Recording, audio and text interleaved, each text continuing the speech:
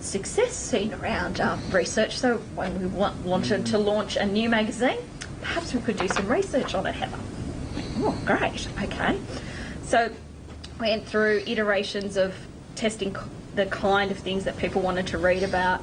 We did a lot of testing on the name Wish, went back and forth. They had a lot of things.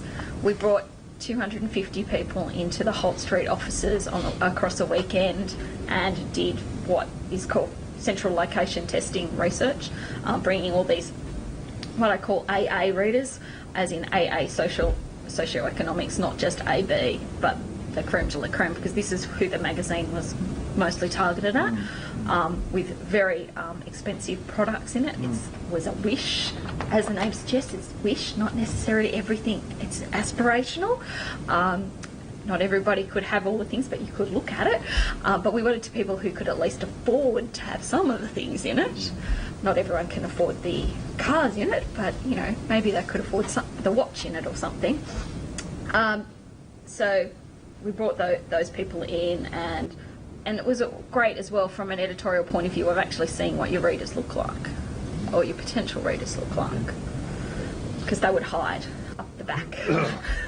Did you want to say something, Chris? No, right. So just to round out the story, you finish up in a world now which is very different from the world you entered. So the world of big data, as well as the world of Emma and the new, ways of measuring audience. I mean, it is a very different world. Digital, I mean, having digital data means that there is big data out there. We can look at every second of the day if we want to, if we've got the capability to do so, of what people are clicking on, how long they're dwelling on there.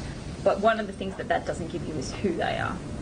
And so you need to combine things like the Emma data that tells us the who's. You better say something about Emma. Emma, yes, that's the Enhanced Media Metrics Australia measurement.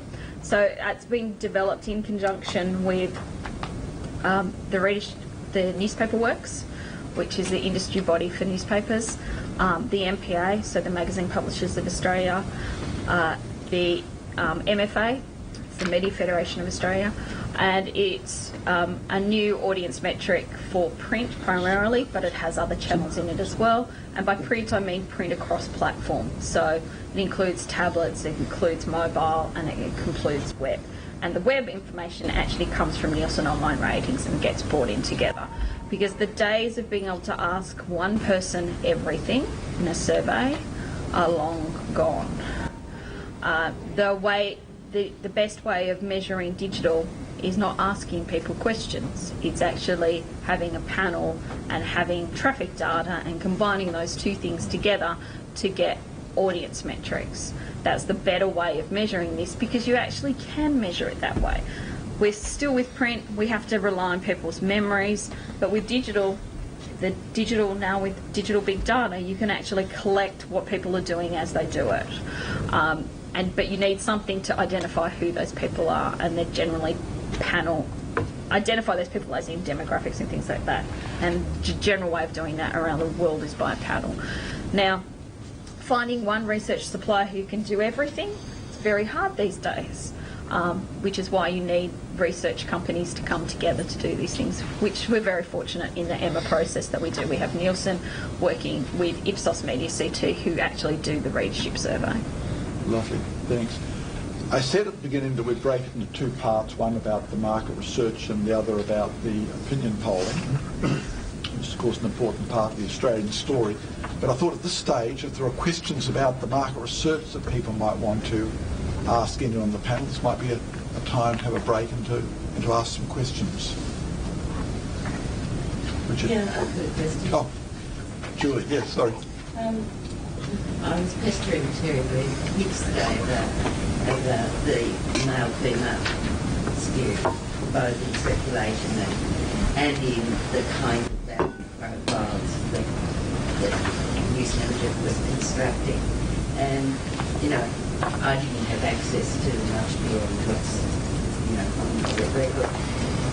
Can you comment on this? Can any of the panel fill out a little more both the split between actual registered in terms of male and female,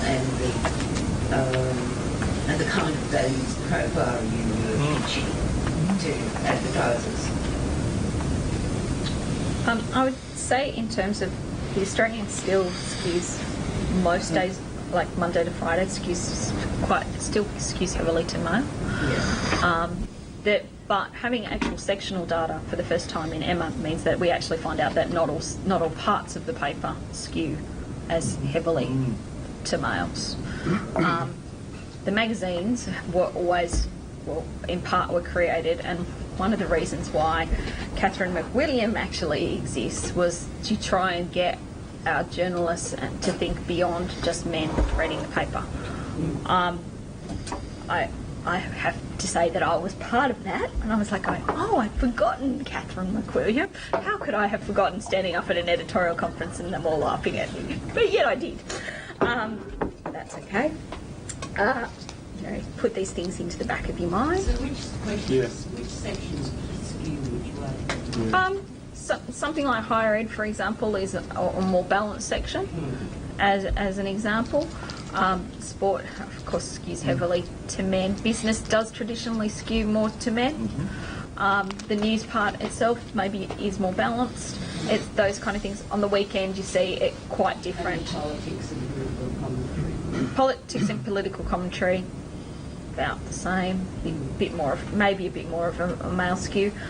That's during the week. The weekend is actually much more balanced. It's actually much closer male and female in terms of its gender. It's still a slight male skew, but not hugely so. That period of the very late 80s and into the 90s for newspapers was for all newspapers, featured a lot of attention to addressing the gender balance. I think it was seen that colour would change that. The research, particularly in the UK, came back that colour was one thing that improved reading amongst women. In the UK, it was evident that there was quite a lot of, kind of fashion ads and things like that in colour in the papers. And so we were looking to the Australian papers being able to run that kind of advertising. So it would change, and editorial, I should say. Oops. So it would change that balance. And of course, you had all the magazines coming in. So, Fairfax launched theirs, I guess it must have been 88. Good Weekend. The Ozmag started about 80. No, maybe a year earlier. Ozmag was 88. And then all the Sunday papers started having magazines and sections. So whatever the figures are now, and I don't know what they are, they're certainly dramatically better than they were 20 years ago, when nearly every newspaper at that time had a male skew. And, even the Sunday papers started with the male skew at that time, and now it's the other. I think probably the other way around. So there were big changes. Yeah. Based on delivery back in time, the evening newspapers went into the home, and they had a reasonably even split. In fact, their advertising reflected that they catered to retail advertising, and that was seen as something that women did. The morning papers were bought and taken to work. That was the theory, and that's often what happened. So working women read newspapers, and they read very likely to read papers like the Australian, but the morning newspapers generally were much more male skewed. I wonder if I could digress to tell a quick story, not about the Australian, but possibly pertinent to this topic, which was one piece of editorial research we did do was for, in those days, the Daily Mirror, to work out the number of people who would be more or less likely or unchanged if a certain feature on page 3 of the Daily Mirror was removed. The topless girl on page 3. Who was not bikini, yeah, that's right. London, Topless, no, that's right. Never here. But she certainly was quite often an electrician within Holt Street, if anyone remembers that. But the research actually came back, and we worked out that on balance, slightly more of the overall readership were less likely to read the Mirror if she went than the proportion who were more likely. And it's a great little example of where absolutely nobody took any notice and she was pulled from the paper anyway. Well, the Sun also started suing a page 3 girl, but they used to pretend that it was a news story. Yes, the Australian used to have, didn't they, Martin Collins. That's right. Martin Collins on the back page. Which later became the long-read interviews, Janet Hawley, Jane Cadzo, Right. Geraldine Pascal.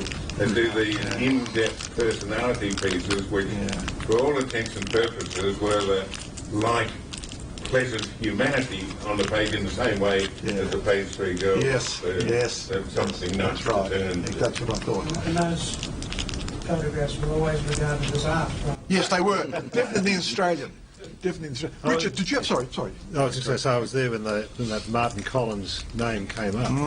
It was Martin Place and Collins Street, bringing the two together in the one publication. Before that, it was Peter Brennan that go bigger. There was also a made-up name.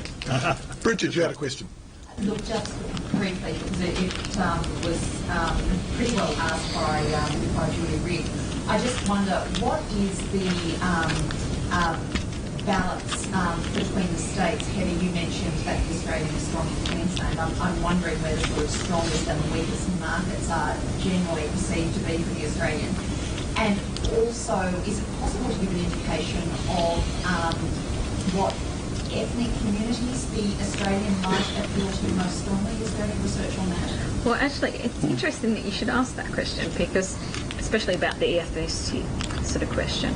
So we've actually been looking at that at the moment, and it's interesting because the Australian actually has this, it has this appeal to younger, well-educated. Then there's a sort of drop-off in the middle when those people are so busy with their families and things like that, and really literally don't have time for a paper like the Australian. But they might, as a paper, as a printed product, but they'll still dip into the paper online and things like that, and then they come back. And that's been going on for a long time, and it still seems to be happening right now, even with technology and the way things are changing. We'll have to see how this evolves over time, but it certainly looks like that. But the younger group from an ethnicity point of view, that seems to be very interested in a title and seem to have a high propensity to be reading it, are people people from Asia who are relatively recent migrants to Australia, from subcontinent as well. So very well educated professional immigrants coming to Australia. It seems to be one of their papers of choice and something that they want to read. And really, when it comes to the older age groups, it's pretty much in line with the whole population. Really, the Australian is a paper for. It doesn't really have major skews aside from at that younger end. Otherwise, it's quite representative of the population in terms of ethnicity.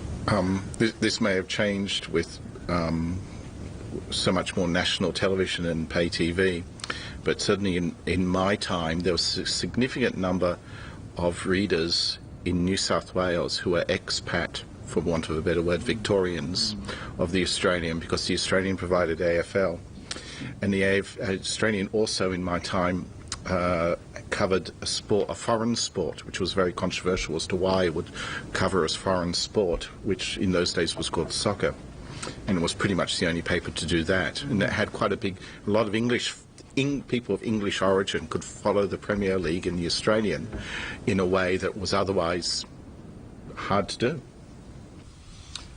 All right, on that note, I'm going to switch briefly to the question of the Australian and opinion polls, and Matt's reference to Australia is a cue for Terry, because ANOP has a connection with NOP, National Opinion Polls, Nationwide Opinion Polls in Britain, is where the name comes from, and Terry is the person that founds ANOP, and I want him to tell us about how he comes back to the Australian and leaves in 1970 to found ANOP. Yeah. Okay. Well, as I mentioned earlier, when I first joined News back in late '63, early '64, I was on the horns of a dilemma because I had actually been appointed to a lectureship in New Zealand, and I was going to take that up, but Rupert Murdoch's conversations with me while sailing sparked this interest, and I detected a real interest there. And I remember him saying, "Look, Terry, we're only young once, and I've got some great plans for the future, so make your mind up." So I went and discussed it with my PhD supervisor, who said, "Well, Terry," he said, "you don't go to New Zealand, you'll never know what it was like to have been a lecturer in New Zealand." So and there we left it. Now, similar circumstances came up in 1970 when I had returned from a couple of years, 2.5 years overseas, teaching in universities and so on. There I was. I still had an ongoing interest in the research side of the company, and was appointed a consultant. And it was about this time that John Menadue came on the block as general manager of the Australian. He had been serving in the as an advisor to Whitlam at the time, I think, ex-ABS man, very well credentialed, good understanding of numbers, and politically motivated. And there was a feeling around about the Gallup poll was in some ways, well, was the only act in town, so it was a monopoly. This is still Morgan. Morgan Gallup. And there was suspicion, according to Menadue and others, that it was a little bit biased towards the Menzies Liberal type scenarios, and there was deep suspicion, I must say. Anyway, at this time, whether it was Murdoch himself or Menadue leaning on having conversation with Murdoch, out of it came a letter from Lewis Harris in the US offering to set up an opinion poll in Australia. Also one from Sim Rubinson from Marplan here in Australia, but with American connections and methodologies. And then one from Associated Newspapers, which was half owner of NOP Market Research in the UK. I remember seeing Murdoch's letter to Harris saying it was all a bit expensive, you'd do better elsewhere. Then the AN correspondence built up, and a chap named Mick Shields came to Australia and met with Murdoch, and I was called into the meeting, and within a week it was decided that an offer would be made to me to set it up, on the basis that I go to London, work with NOP, study their methods, come back and set it up. So that's, I found that again was one of these we're only young once scenarios, and I was still reasonably young, and looking forward to a very exciting challenge, and took it on with a lot of unknowns ahead of me, I must say, and a lot of uncertainties, but I think at the end of the day we succeeded in our mission, which was to provide a viable alternative to the Gallup poll. And so the questions you asked were more sympathetic to the Labor's position than Roy's questions were? No, it was a difference of methodology. Morgan used to carry a ballot box around with him. Yep. And people would, presumably write out their yes or no, whatever, ALP, Liberal. It was pop it in the vote ballot intention box. question. Yeah, right, yeah. Yep. Ours was a simple question which had been used for donkey's years by NOP. We just modified it to the Australian conditions. If there was an election tomorrow, who would you, which party would you give your first preference in Australia? So we used that methodology. But I must say that we set about differentiating ourselves from Gallup and getting away from the mysticism, because Roy Morgan was regarded as a bit of a mystic who had magic insights or whatever. What I did was to write up the methodology. I conferred with Don Aitken, and also brought Keith Archer onto my board. He was the former Australian statistician, and we set about writing up a methodology statement which we published and gave to every parliamentarian in Australia.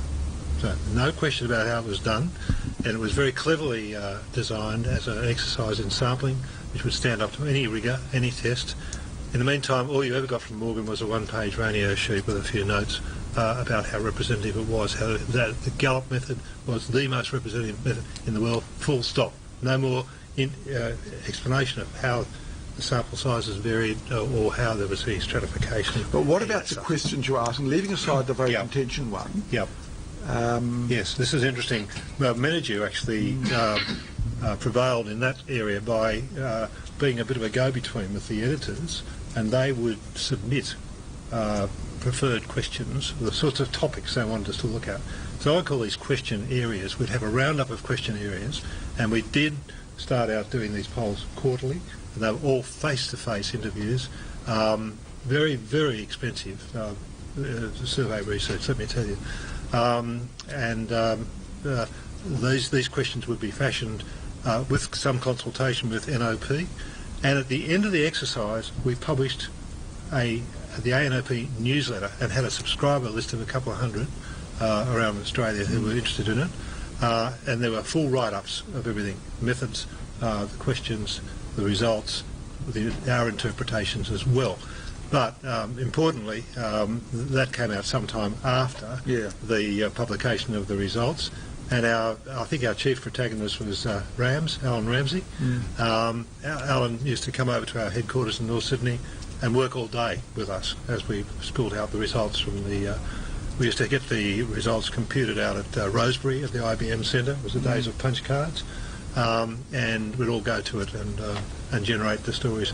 And I will remember that on one of these occasions, I think one of our big occasions in 1972, April 15th or so, 72, front page headline story, 30 seat win tip for ALP in snap election. That was all over the front page, and it went to press. They outsold themselves. Ken Cowley came to me and said, "Terry, that was a fantastic result." I didn't hear him say that again, by the way, later. Which election was this? 72. 72. Right. And he gave me the matrix of the front page as a souvenir. And how long before the election was this poll taken? Yeah, November was the election. Yeah, but it went so April. Oh, I see. I see. Right. Now, I wonder how you got a figure of 30 when it was actually such a close election. Yeah. Well, what was happening was that ANOP tracked for the entire year, right up in the high wind sort of situation, and Morgan then started was very different. Morgan was the dead opposite, that's right. And in the last 2 weeks, Morgan suddenly shot up in a turnaround which would be unprecedented in any part of the world. So that was a crowning sort of achievement, which led to lots of changes in the landscape of public opinion polling in this country, because Morgan was interviewed after the election. Before. It was printed after the election. It was printed after the election, just before the election. And amongst one of these famous sayings was that I don't need to look at the computer printouts, I know who's going to win the election. And that was quoted, I think, by Evan Williams or someone. The Ben Long column at the back of the Sunday Telegraph. Right. Yeah. Well, I think Evan Williams. Was Evan Williams there then? Don't know who was. Might have been. Yeah. I think it was Evan. I thought he said he looked at the figures and then adjusted them. He just said he told the boys to go away. He said, "I'll tell you what the story I'll tell you is." what the story is. Yeah. An unfortunate boast which probably cost him the contract. Well, it did. It changed everything. We can argue whether that cost the contract with the Herald and Weekly Times, or the fact that Gary was taken over in '73 cost the contract. Yeah. Chris, you were a client of Terry's, is that right? Briefly, yes. Yeah. You got readership figures. Readership figures. I think one of their worst efforts at Newsland was releasing a magazine called Business Week, and Murdoch had decided to move heavily into this elitist magazine or publication area to make more money. So we launched a publication, Business Week. I, from the Sins, used to also handle or subscriptions for this magazine. Early research showed that the business community didn't connect with it at all. They in fact hated it. There was a mercy put down, luckily, because I remember the magazine ran a story, a front page interview with a businessman who unfortunately deceased, and the interview was meant to have been conducted in the period since he deceased. So that was the end of the Business Week. We did do other work on the Sunday Australian, which was interesting. Right, yeah. As I said, it was a difficult measure with the Sunday Australian because it was well accepted. It was more a very subtle way of, how did the consumers relate to it and how could they use it.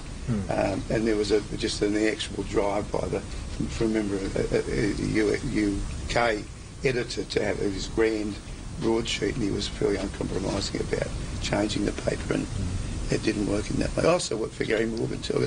Yes, but in defence, but that was later, and it wasn't in Australia. No, it wasn't in Australia. Right. That's all right. Just say. But on polls. On polls, that's right. Sol, where do you come in, and you're there when you get Spectrum? Yeah. Well, after ANOP departs in '74. ANOP departs in whenever it departed, and the Australian didn't have any polling for a while. Yeah. And then around election time, there was a desire to get some polling around the election, so the Australian had coverage. So I then organised Spectrum to do the polling. And we, talking to Spectrum, we decided we'd go telephone. The Morgan Gallup poll was always face-to-face, done on the weekends. Sampling wasn't as good. It was what they call a clustered sample. They'd go to one house and they'd do 10 or 6 in that one street. So if you did 1,000, you weren't getting a random sample of 1,000 different locations in Australia. If it was a cluster of 10, you'd only have 100. Telephone, that whole concept of clustering didn't apply. So telephone had a lot of sampling benefits. It also had a lot of benefits in some timing. You could do it much more quickly. So we did telephone polling for the Oz, and they were very accurate through Spectrum. But it didn't last. Well, it didn't last because it got superseded. Ken Cowley said to me one time out on the harbour, we were on a cruise, and here we go, I hadn't realised the connection was there. He was sick. The Bulletin were very strong with the Morgan Gallup poll. After Herald and Weekly Times dropped the Gallup poll, it then went to the Bulletin. And every fortnight on a Wednesday morning, the Bulletin would come out, and the Bulletin would get heaps of coverage on all radio TV about the latest results from the Morgan Gallup poll. And Ken Cowley says, I want one of them for the Australian. And I think, as Terry said, when you're young, you're a bit stupid, and you think, yeah, that's not a problem. I'll organise one of those. So that's how Newspoll started. The model was a bit different to Terry's. We decided that it was hard starting a research company from scratch and getting interviewers and all that kind of thing. So what we did a joint venture with a market research company called Yan Campbell Hall Wheeler. We used their interviewers, and we set up a separate company, Newspoll, which also ran an omnibus to give it a revenue stream. And that's how Newspoll started, and we started in '85. October '85 was the first poll. And it was once again a battle with Gary Morgan, as it was with readership, in terms of he went into print with all these accusations. One of them was that you couldn't believe, or what was it? You couldn't trust or believe any of our figures. The telephone poll, you didn't like telephone poll. No, you didn't like Newspoll. No, Newspoll particularly. So it went through all that shenanigans with Morgan and all that kind of thing. And it took, I thought it would take a year or two to get established, but to get the credibility, it probably took 5 to 8 years. Yeah. But eventually delivered on the brief that Ken Cowley wanted. It was the one that got quoted. Was there a turning point? Because you're quite right, it doesn't happen in the early 90s. It's still the Morgan poll as the standard. It happened sometime ACP after dropped the that. Morgan poll. ACP dropped the Morgan poll. So in the early 90s. It was a huge... It was a fuss. That's right. He dust up with Richard Walsh and... Yeah, and because he got one poll, wrong. got it terribly wrong. That's right. I forget which, right. That must have been the '93 election, 93, wasn't it? 96, 93. No, it was before. I think it was. You got it before that, yeah. It was before that. I was in New Zealand. It was 1991. Oh, was it? Okay, I can't remember the election, but he kept doing it even when he lost the Bulletin contract. Kept doing it, but in a sense, I know by the '96 election, it was sort of, Newspoll was pretty well the one. So it happened sometime before that. But I remember, because someone did a cartoon for us and said, Mr. Howard, you don't need to organise polls, just commission Newspoll. The '96 we got just so close, it was amazing. Now you're also, I won't ask you this, Sol, but there'll be people on the table who would have commissioned readership surveys.